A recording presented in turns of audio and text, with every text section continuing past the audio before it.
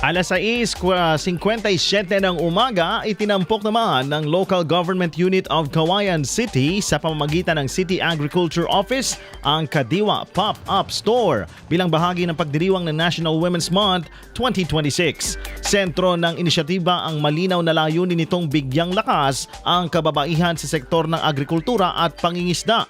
Sa pamamagitan ng programang nakahanay sa Kadiwa ng Pangulo Program, layo nitong mapalakas ang kita ng mga women farmers, fisher folks, processors at agripreneurs sa pamamagitan ng direktang pagbebenta ng kanilang produkto sa mga mamimili.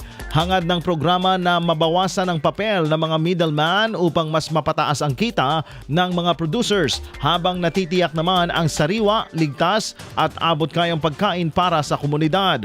Kasabay nito isinusulong din ang gender responsive governance sa pamamagitan ng pagbibigay ng mas maraming oportunidad sa kabuhayan at pagkilala sa mahalagang ambag ng kababaihan sa pagpapaunlad ng lokal na ekonomiya.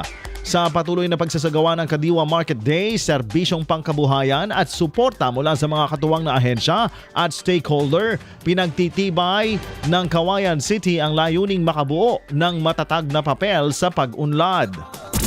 IFM News.